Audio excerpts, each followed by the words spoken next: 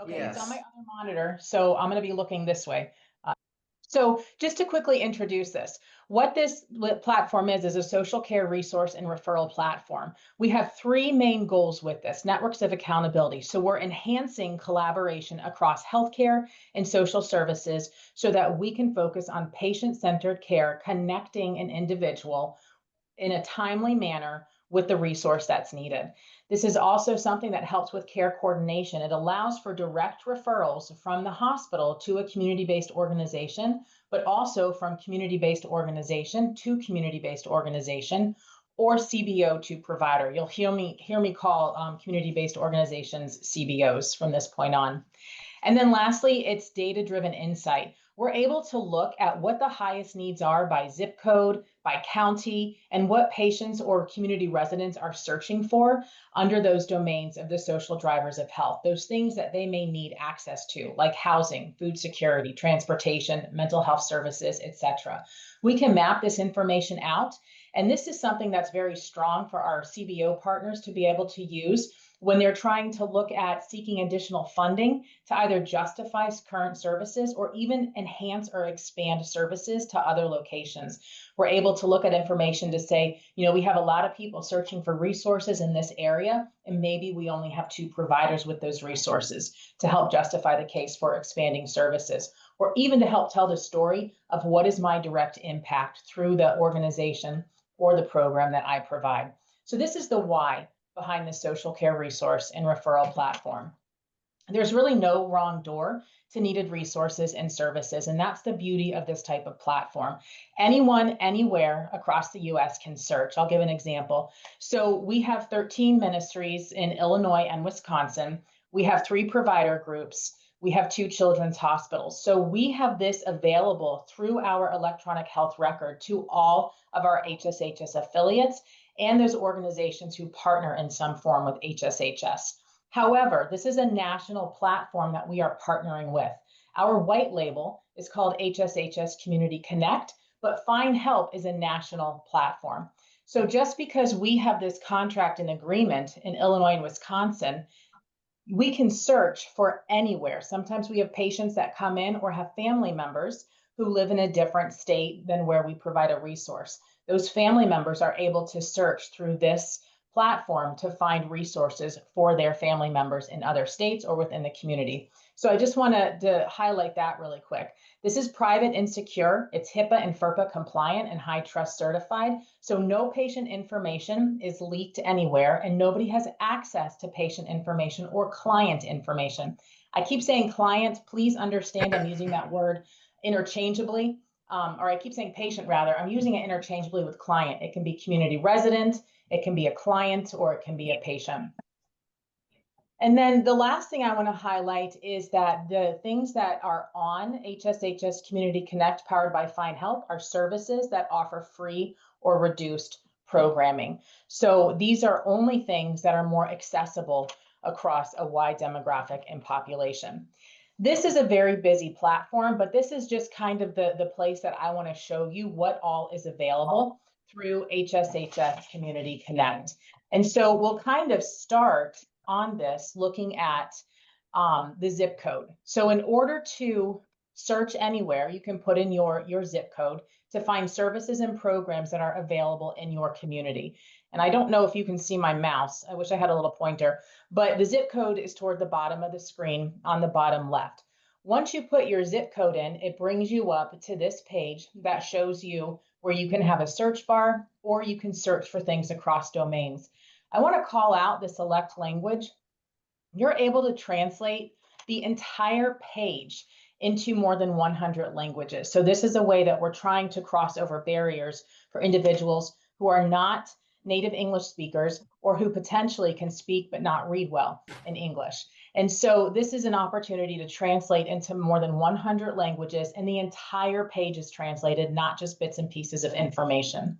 So once you add your zip code of the location you're in or the person who you're searching on behalf of is in, you can add in the name of the organization you're searching for. And if you don't know what resources are available, you can search by domain of need. So you can see it starts with food and ends with legal. There's multiple opportunities for searching across that. And then, so you'll see in this example, I searched for SIU School of Medicine. On the next slide, I'll show you what pops up when we look for that program card. But if you look on the bottom right corner, I want to call your attention again. This is an online directory of free and reduced cost services. There is an electronic referral tool that is built in there. It's accessible to anyone across the US, 100% free to use, and more than 100 languages that you can translate this into. So this is an example, like I said, we've searched for SIU School of Medicine and this pops up. It'll let us know what is available through SIU School of Medicine in the zip code of 62702. And on this card, you can see, they have family medicine, outpatient healthcare services. This is a screenshot, or I'd scroll down. There's more things listed, but this is a program card that you go to when you're searching for a service. So it tells you what they offer, what their main services are, what some other services are that might be of interest, and who they serve. So all the information you need to see for eligibility and criteria, etc., is on this main page. Again, I cannot click here. This is not a live slide, but you can click for more information, and that'll give you a lot of information of how to access services. You can create a login. You do not have to have a login or a user account to utilize this platform, but you can create one and you can even save resources. So if you're a care manager or just an individual acting on behalf of a client or even a family member, and you have an organization that you may use more often, you can save those resources. You can share them. You can send them by phone. You can send them by email, or you can print them so that others can see them. You can make notes in them. Maybe, hey, this is a note. Kim is very easy to work with, or Kim is not easy to work with, so ask for somebody else. You can make your own program card notes within this, and you can suggest. If you look at this and you say, hey, I don't think that family medicine is actually located on 710 North 8th Street. I think they recently moved. You can suggest a program change or update, and Find Help has a curation team that will validate that information and make that change. And finally, if you click contact here, it'll tell you how this organization receives intake forms. So it might be a direct referral, it might be an email, it might be a phone call, but it will tell you exactly how to connect with this organization. This check mark up here means that SIU Medicine has claimed this program card. So, if you're here acting on behalf of somebody else and you're just searching, or if you're here as a community-based organization, you can go in and claim your program card. And then you have the power to update all of this information in real time. And you have the power to manage your clients and your patients through a free suite of tools and analytics and case management platforms. So that's just the quick example and overview of what a program card looks like and how you can seek things as a community-based organization or as a community resident. I just want to share quickly the internal workflow that we have. So when we have a patient come in to an HSHS hospital or to one of our providers, we do the social drivers of health screening on that patient. If we identify that the patient has one or more risks that they screen high for, then we can launch Find Help through their electronic medical record, and we can find a resource. We can then send a referral directly to that community-based organization. They receive that referral. When the patient is discharged from the hospital, the CBO actually contacts the patient to set up the appointment. What this does is it takes the onus off the patient after having a hospital visit. Nobody plans those in advance, really. So if you have a hospital visit for some reason, typically you leave, you're a little upset, a little flustered, and you have all of this discharge planning information. Instead of you having to contact that needed resource or follow-up meeting, the CBO reaches out to you, schedules that appointment, and then they make a note that says the patient got help or the client got help. And then our case manager receives that information and we say the patient was seen and the patient was helped as needed. So this is how we use this internally. This is a consent referral. So none of our information is sent. And if you would utilize this within your community-based organization, none of your client information is sent anywhere without their permission. So that's just a quick high level. I didn't want to take up too much time this morning, but maybe just give a little teaser. If anyone's interested, this is my email address. I'll pop it in the chat too, so it might be a little easier to copy. And you're welcome to reach out to me just to learn more. I can do a demonstration with your community-based organization and help you better understand how you can claim your program card, or even go in there and add your program to make sure that it is in the platform, and how you can begin using the free suite of tools and analytics that are available to you. You can visit hshs.org/connect to search for your program.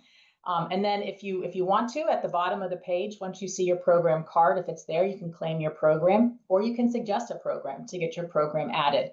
Again, it's a lot of information. You can just start by contacting me if you would like to learn more information. So I think that's it. I'm going to stop sharing. And Jamie, I think I kept it to 10 minutes.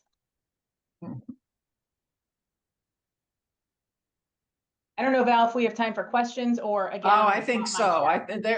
There was a lot there, Kim. My head's spinning. So I appreciate. Is it live now? I mean, it's live right this very minute, correct? Yeah. It is live this very minute.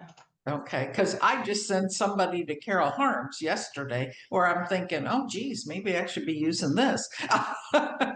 So, any questions?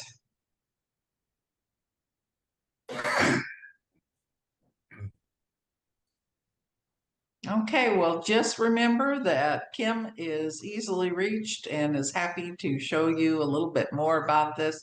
I think there's a lot there, and I know for myself, a lot of times it's better for me to go in there and start fiddling around and looking and exploring myself before I have lots of really good questions, Kim. So thank you so much for taking time today.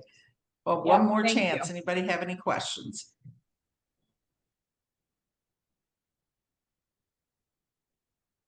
Okay, thank you. All right, our next presentation is from Envision Unlimited, and we have Paige Stewart here with us to present today. Good morning, everyone. Morning.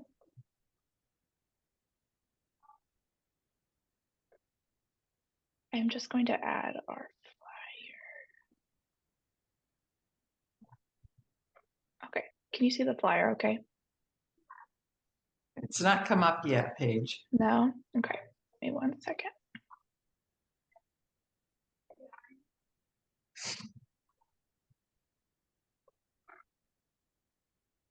There you go. Okay. Well, can you see it now? No? Well, no, it flipped back. We had it for a second. We'll try one more time. If not, we won't worry about it. How about now? No. Nothing? Now we have it. Perfect. Okay. I didn't make a presentation. I just wanted you guys to kind of see this. So hello, everyone. Thank you for having me. I'm grateful to be here. My name is Paige Stewart. I am the intake specialist here at Envision Unlimited. We currently just opened up a few months ago. We're a community mental health center here in Springfield. We're on South 6th Street, kind of diagonal from like the McDonald's, if you know where that's at. So what we are is we basically wanted to bring something else to the community. So Envision Unlimited was started up in Chicago. They mentally focused on DD and ID. They decided just a few years ago to move more towards Central Illinois. So they actually opened up Hope Springs. It's on 9th Street, and it is the permanent supportive housing program. They wanted to keep expanding, so they moved on to mental health, and that's where we kind of stepped in. Through a grant, we were able to open up this mental health center in Springfield to kind of support Springfield. In Sangamon County, we realized that there is a need for mental health services greater than what we have so far. We're just trying to add additional support to the community for members. Let me see here. So we do our team. We have clinical therapists, we have the mental health specialists, and then we also have peer support experts. So the peer support experts are kind of people that have that lived experience, whether it be with homelessness, substance abuse, anything like that, traumatic experiences, all of that. So some services that we provide. We do assessment and treatment planning. So we kind of make it personalized evaluations, tailored what for this Envision Unlimited.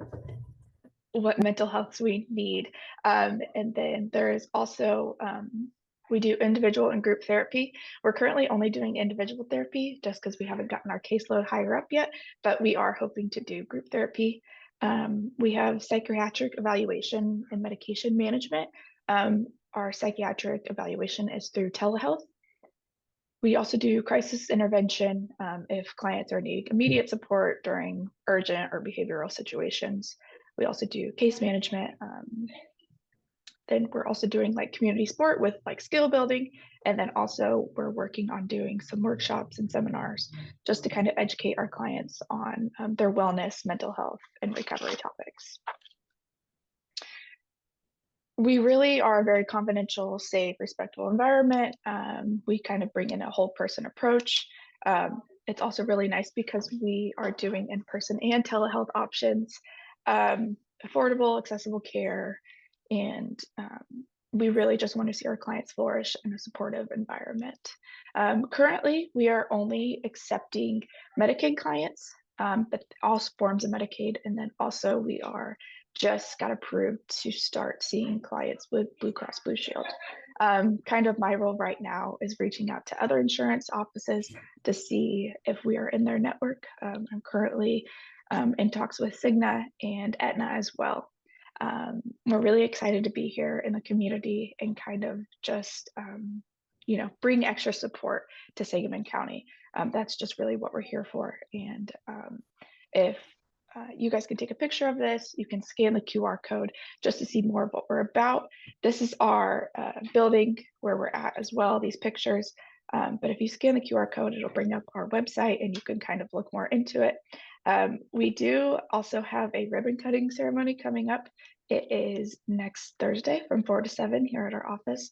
So we're finally approved with the Chamber of Commerce. So we're really excited about that. And we're just really excited to be in the community and just really just get out there and start outreaching and building our clientele. Thank you all for everything. I appreciate that.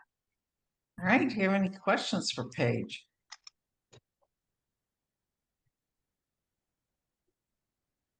Paige, would you be able to put your flyer in the chat by chance? Yes, of course I will. Awesome, thank you.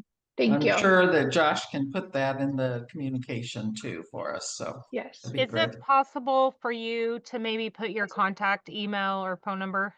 Yes, I will put it in the chat right now. Thank you. Thank you. And sorry, you guys go ahead. Paige, Oh, sorry. what day was the ribbon cutting again? The ribbon cutting is next Thursday, so a week from today, the 30th. Thursday. Thank you. Okay, I'm done. Yes. No, you're fine. Paige, do you have a referral process of how we get people connected with you? Yeah, so we actually have a partnership with SIU currently. We are expanding.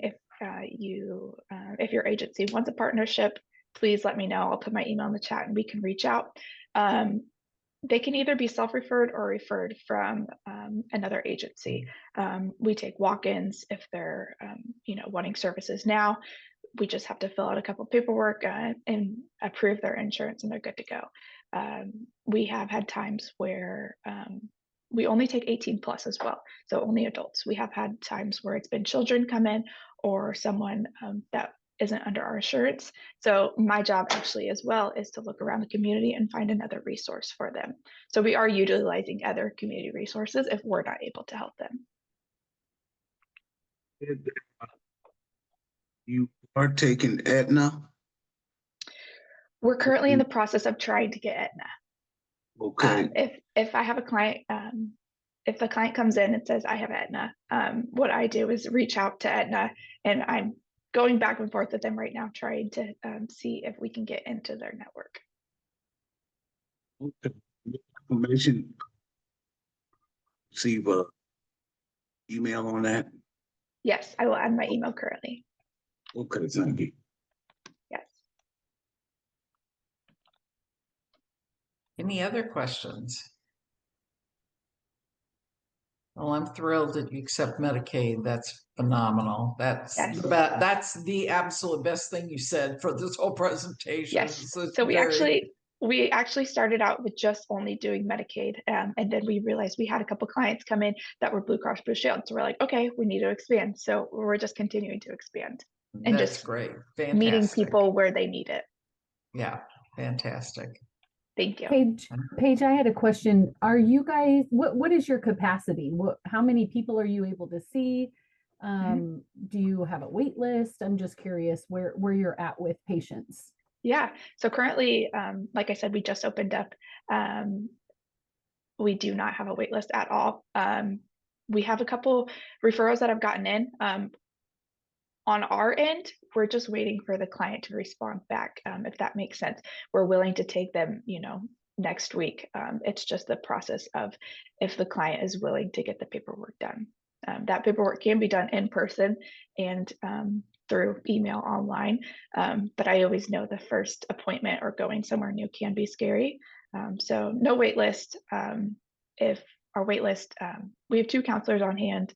They both can see about 25 to 30 billable hours a week. So. Yeah, fantastic. Paige, we really appreciate you being here today and sharing. And looking at the chat, it looks like there's a lot of folks, and just from the questions, I know there's a lot of folks that are excited about connecting with you all and learning more about how to make those connections. So really appreciate you being here. Yes, thank you guys all so much. And like I said, you guys are all welcome to come to our ribbon cutting. So I appreciate it. You said 5 to 7 next Thursday? 4 to 7. 4 to 7, okay. Yes. Yes. And you guys can look at the building, see kind of where we're at. And but yeah. Fantastic. All right, anyone else? Any other questions? Paige, thank you so much. Appreciate you stepping in and bringing us this. And I have a feeling you won't be saying we don't have a wait list for very long. Okay, our next presentation will be shelter capacity and ongoing capacity building. And I don't know, Josh, Jamie, who's going to take the lead on this one? Yeah, Jamie's going to kick us off, and then I'll share a couple exciting things, and we'll keep it short. Yeah, sorry, I shouldn't have marked that it was presentation in the agenda. That's on my bad. But just briefly, obviously the weather is getting colder, and so as a community, we want to be proactive in our efforts to move people that are staying outside into shelter, but then also really proactive in moving people from shelter to permanent housing. So as a community, we've just been thinking about what that looks like, what the current capacity of shelter is. Can we increase coordinated entry referrals? Can we move people, maybe a self-resolved housing? So we've just created just kind of a small task group that's going to be meeting with those partners to just discuss what that looks like and go over any questions or barriers or challenges. So we just kind of wanted to share that out and let our providers know that a CE push is inevitable, but also our providers are requesting housing referrals at a pretty big rate. And so we want to move those individuals from shelter to that housing as quickly as possible. So just an update on those efforts. Yeah, right. Alongside that, we want to make sure everybody's aware of some capacity building efforts that are underway. A couple months ago at our last meeting, or even probably going back to spring, we were talking about the City of Springfield's home ARP funding, and that funding was allocated to Fifth Street Renaissance and Helping Hands with the hopes of helping 60 people enter into housing. And so we're at the point in that process where the organizations are getting through their startup phase, and we've had our first referrals already enter housing from that new funding source. So that's a big deal. Just to kind of a moment of historical reference, right? In 2019, there were only 94 people that were supported in supportive housing in the community that year. And last year, that number was up to 308. So when we bring on a new funding source and program that could potentially help 60 people enter housing, that really is a significant growth opportunity. In addition to that, we've been in some conversations with the state about ongoing capacity building efforts, particularly growing rapid rehousing and permanent supportive housing opportunities for families and single individuals. And so The state has entered into agreements with Mercy Communities or expanded agreements with Mercy Communities, Helping Hands, and Fifth Street Renaissance to further grow their permanent supportive housing and rapid rehousing programs. So we are at a place where, you know, a lot of these are still kind of in that startup phase, and we're hoping, especially as the winter turns, that we get to a place where we're seeing more people in their housing than ever before in our community's history. But the other piece of that is that it really, you know, understanding coordinated entry, understanding how people to get access to coordinated entry, making sure that people in our programs who are eligible for coordinated entry. It's always been important by our view. I hope your view as well. But it's never been more important than it is now. So if you have questions about coordinated entry and how to help people, if they're eligible, get on the coordinated entry list, please reach out to us, and we'd be very happy to walk you through that.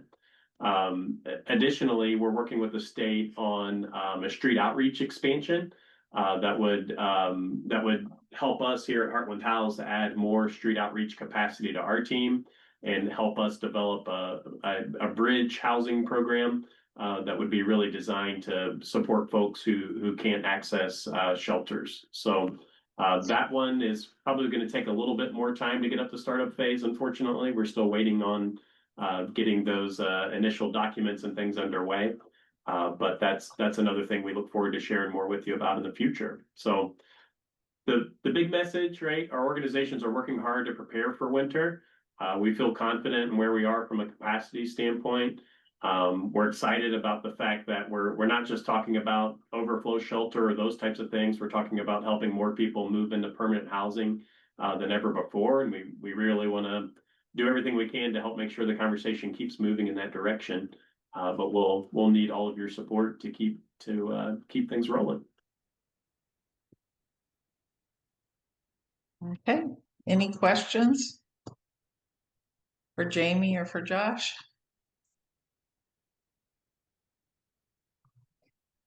Paige, could I ask you to pull down your screen share, please?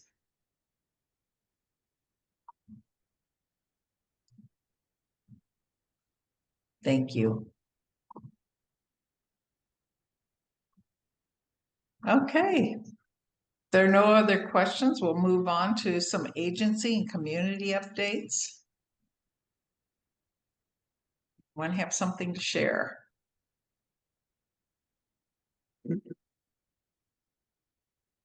It's Robert with Helping Sure. Hands. I just want to let everyone know that we've expanded case manager so much to help meet housing demand that we've had to move all of our permanent supportive housing case managers over to our park house, if you will. So we are now kind of on 2 campuses. Terrific. Thank you. Yeah. Robert Frazier, CSA, Soap to Hope. Hi, Robert. How are you? Good to see you, Val. I ain't seen you in a while, boy. I know. I don't come to city council anymore, so that's why. Just giving you all an update. It's 2 years in, guys. Over 2 years in, we've offered this program to the community. Right now, each day we're processing over 1,500 loads of laundry, all the way up to about 4,250 loads a day, anywhere in between there. We're doing a lot of work in this community. We support every one of your agencies. People need clean clothes. It gives them the self-respect and dignity. It's amazing to me that I still run into people that have no idea about the program. We are looking for continued support. We have a few people on this call who have supported our program tremendously. We look for continued support as we support the whole community, and their needs for clean laundry and linen is being done. And we know we have been and we will continue to supply and complete the needs of our community through Springfield and Sangamon County and more. Very excited about our program and how it progressed. It's a God mission. I have no idea how we're still doing it. Because it's incredible financial burden, but God is real, and we stand on that, and we're moving forward. But I'm on here today to ask for support through all of the agencies that we support and people. I think in these challenging times right now, everybody is sort of concerned about money disappearing. But, you know, the strange thing is that we are, as a community, is resilient if we do little things to help one another. So it's not about what the government is going to do. It's about what we're going to do as people to support people. And that's what we do every day.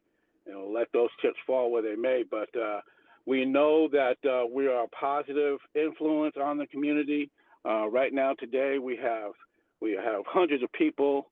Well, I'm looking at probably about 20, 30 people that are lined up, ready, trying to get their clothes washed right now. So we also have entered into a partnership with Molina Healthcare, where we put our own search team together and finding out these encampments and people living outside for the unhoused. And we picked out a particular day where we're stepping up our game and getting these people to the laundromat and at least getting their clothes, blankets, and linens cleaned up.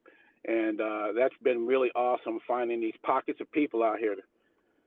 There's a lot of people out here that are living on the street. So, Robert, this is Jane Ford. Would you be willing to share anything about what else you're doing other than the laundry? You know, we are a resource, a real-time resource to all folks that are really coming in the facility. We have an opportunity to do a lot of different things, from workforce development, meaning working with people with applications and different things like that, to blood pressures and helping the community at every aspect of what they're trying to accomplish. This program is like none other. We see hundreds of people a day right here in this facility, and all these wants and needs that these people don't come to you all's facilities for. They have a need of cleaning clothes, and we have a starting point there where we can talk about other needs that they need. So we're working through a lot of different aspects at the same time. Like I said, workforce development is one of them, where we're just looking at simple applications, soft skills, and those type things, so that people may be prepared to get a job and what to do when they get it. So it goes across the board. Thank you. Thank you, Robert, for all you're doing for the community. I know it takes a lot of heart and soul, and we thank you so very much. Thank you.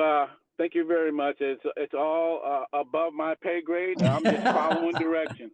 I don't like whoopings, and I just I stay in line. Oh, a question for Robert.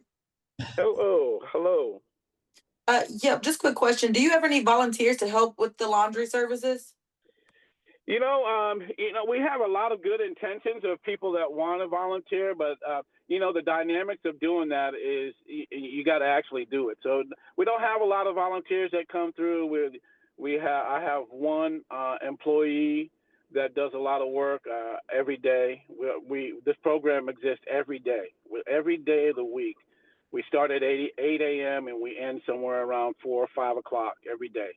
So I haven't actually had any volunteers come in, other than some, so every once in a while we have events where, you know, SIU will show up and do blood pressures, A1Cs, and things like of that nature. Yeah. So I was asking because I run an organization for young people, and part of their program commitments is community service. And so we have a consistent day once a week where they do community service. So if you're interested, I'd like to get with you to see if we could set up a day a week for them to commit to doing some community service with you. Sounds good. Sounds good. It's very good for the young people to really see life beyond what they see now. The real thing about what we do is this is real life. We have people coming here from young to seniors every single day. So this is real speed, real life stuff that's going on every day. Yeah. So I'd love to get with you. You know, I don't know. Well, I guess I can CSA website you can go to, or I can post my phone number on the comments, I guess. Yeah, if you don't mind putting it in the chat, I'll reach out to you. My name is Marsha, by the way. Thank you. All right, thanks, Marsha. Okay. Amy. So Robert, am I understanding this correctly that you are still working with all the referrals that are sent to you every day of the week? Still, you're just ramping up for the unhoused on Tuesdays. Is that correct? Yeah, the referrals come in every day. It's either from your agency and different agencies. The unhoused program is just something that we partnered with Melina to do something outside of what we do every day. Because of the extreme cost of utilities and things like that, there were some misconceptions going on with the whole community about our low-cost laundry that we're offering right now. And it's not $1 a load, it's $1 a machine. So they could put 8 loads of laundry in a machine for $1 and put that in the dryer for $1 for a total of $2. We have really came up against some real hard financial needs as far as utilities and things like that, you know, they have to be paid. So in meeting with the administration, the city administration, they were concerned that people don't have enough skin in the game. They have a need, but, you know, they're not putting any dollars up. So the misconception was that we were charging $1 a load, but it's really $1 a machine. So people can come in with $1 for a wash and $1 for a dry. And I don't think there's anywhere in the country that they can do that for them. And that really helps pay these bills that we. No, that's really incredible. Thank you. Because we're not getting enough donations. We're not getting enough support from our community. But I'm at it every day trying to reach out to the, you know, this non-for-profit 501c is new to me. I'm a shoveling you know, dirt guy. So I've always been able to work my way through things, and it's so large. We need financial support. Got Hey, it. Robert, Thank you. is your email robertcleanslateadvocates@gmail.com? Is that the best email for you? Actually, it's robertcleanslateadvocates@gmail.com. Yeah, it's robertcleanslateadvocates@gmail.com. Perfect. Okay. We've got Robert's. I know we've got several other, you know, agencies that want to speak here. So, but Robert, we did put Robert's email in there. So I know that it sounds like there's a lot of interest around that. We'd really encourage you all to get connected with Robert and yeah, go from there. So thanks again, Robert. Appreciate you. Hey, thanks. Good to see you guys. Robert, you guys are looking good, man. Robert, I'm just putting your number in the chat right now. Okay. Okay. Thank you. All right. Yeah, that's one thing that I'm not real savvy with this fancy stuff, you guys. I'm a nuts and bolts guy, and you know, I'm a little older than I look, so you know. Well, we got you covered, and we've got the flyer for the program, the partnership you mentioned in the general membership email too. So everybody will have all of that. So thank you again. Good to see you guys. Okay. Anyone else? I saw Ramona had her hand up and then went down. I don't know. Maybe the question got answered or. My question was, there's a certain type of literacy program that provides books for children in laundromats. And I was just curious to know more about that.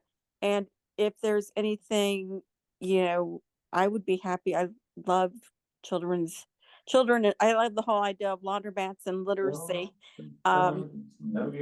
If there's anything that I can do to help with that, I would be happy to do that.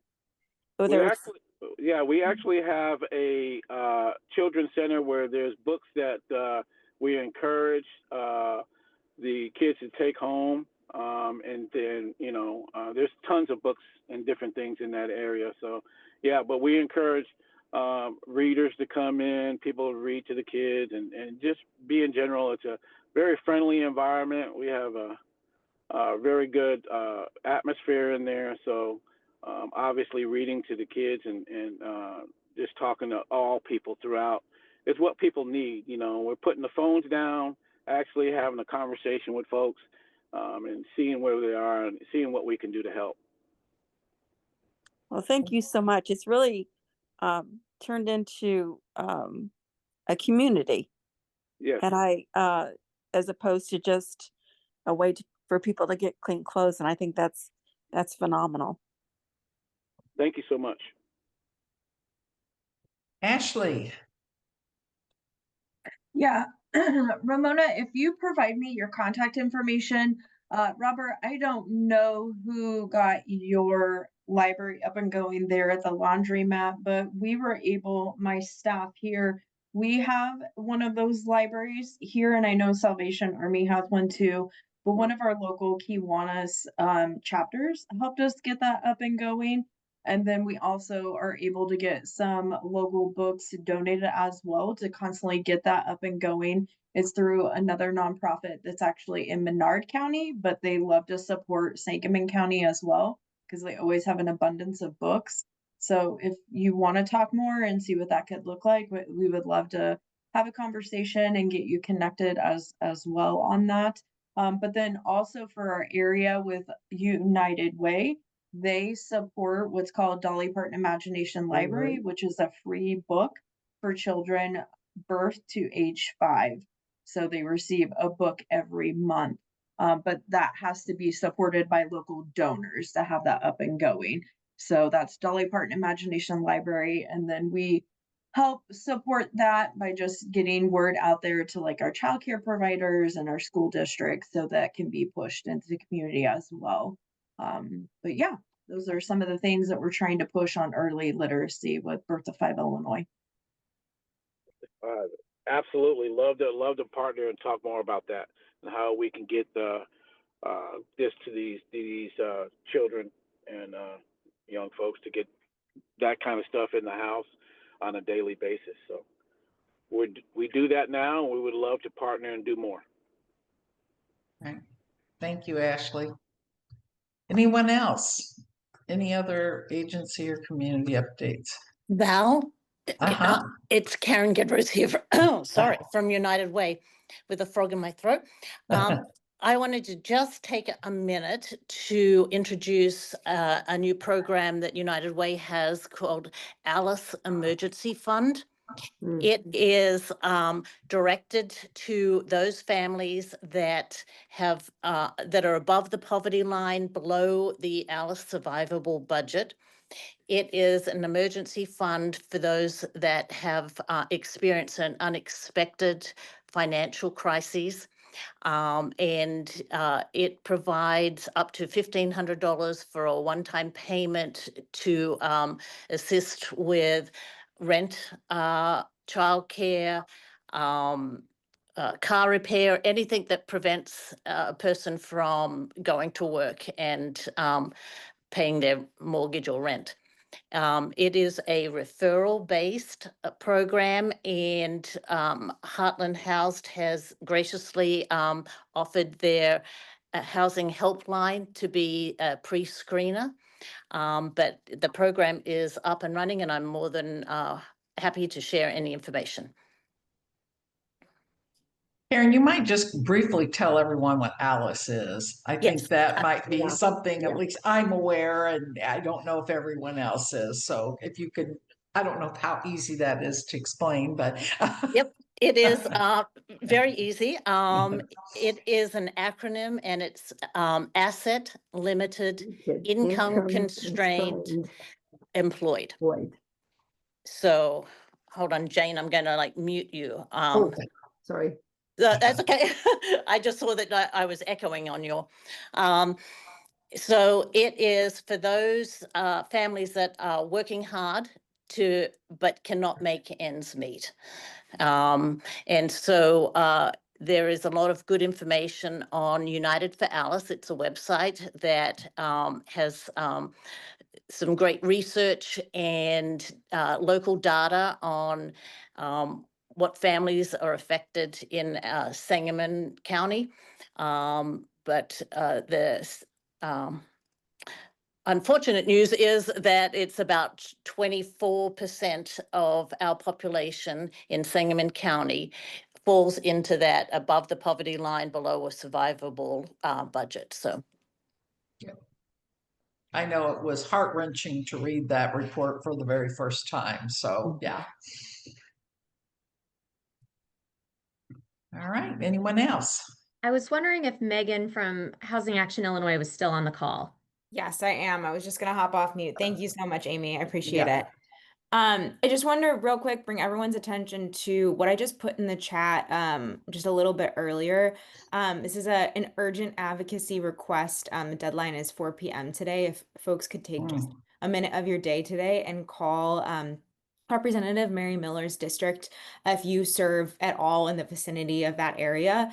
This is really exciting advocacy actually right now because as many of you are, I think, pretty aware, we're kind of waiting for this HUD COC NOFO. Will it come out? Won't it come out?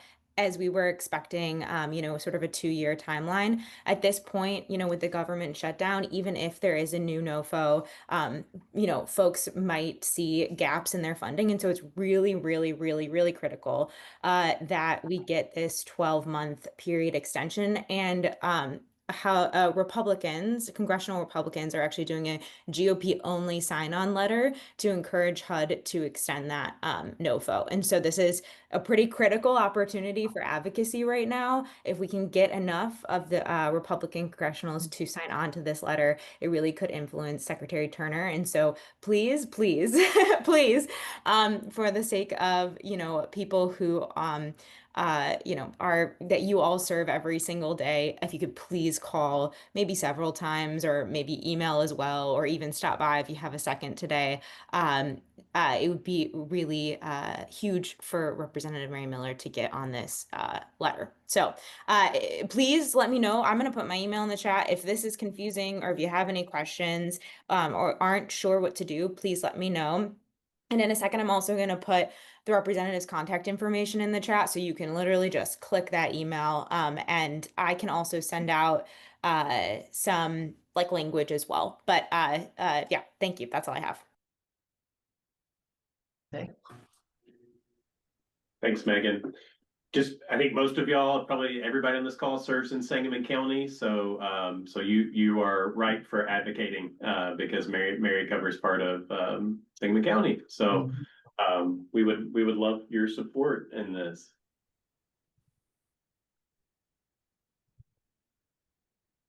All right. Any other updates or public comments?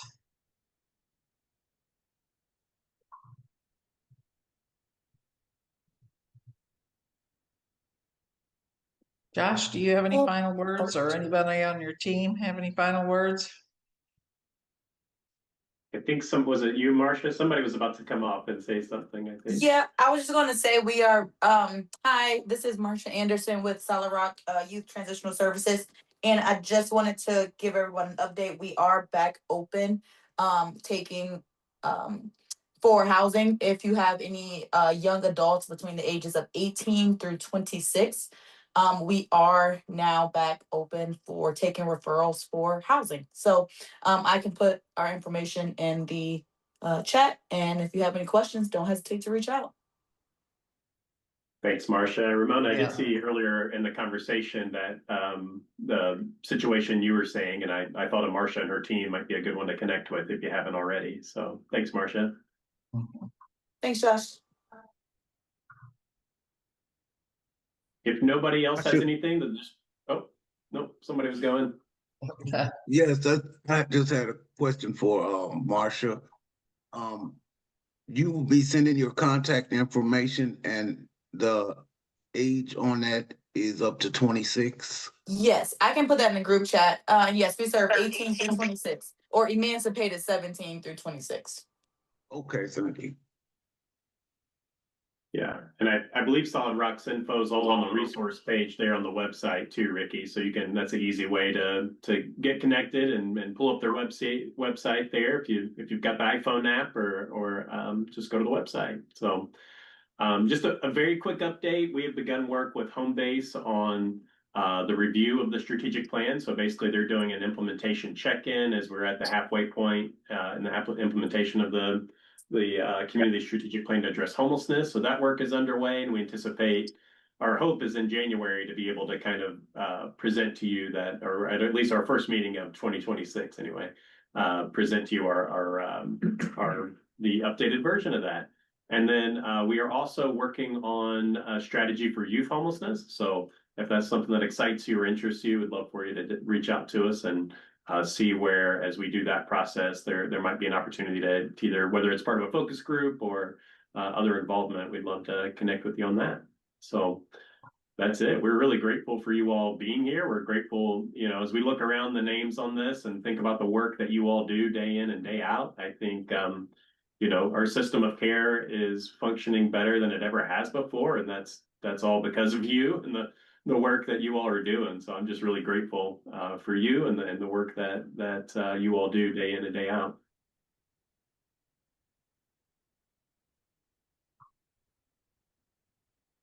Okay, well, if there are no further comments, questions, we'll have our next meeting will be November 20th. And all of you, hope you'll have a wonderful rest of your week. Enjoy this beautiful weather. And we'll see you on the 20th. May I have a motion to adjourn? I just want to say real quick, I appreciate you guys as well, Josh. Everything that you guys do, Nick, Jamie, Shamika, Renetta, like you guys over there. Molly, y'all rock. I appreciate everything y'all do. Keep doing what you do so we can keep doing what we do. Oh, thank you, Edmund. That's very nice. Yes. Hi everyone. Sorry I'm late. This is Chala Misa. Everybody knows me as Misa. Sorry to kind of hold the meeting up. I'm with Meridian Health Plan. We are looking for some agencies to partner with to put a member kiosk there that would house resources that are available in Sangamon County. I can't talk. Sangamon County, not just for Meridian members, but for all Medicaid members. So if anybody would be interested, I'm going to put my email in the chat and they can email me. Thank you. Thank you so much. Thanks, Misa. Good to see you. That's a good idea. Yeah, and we don't care if you're late. As long as you're coming in, we're grateful. So thank you. Good. Okay. I'll make a motion to adjourn. This is Angela. Okay, Angela, thanks so much. All right, well, I'll see you just in a few weeks. Goodbye. Thanks, Val. Thanks, everybody. Uh-huh.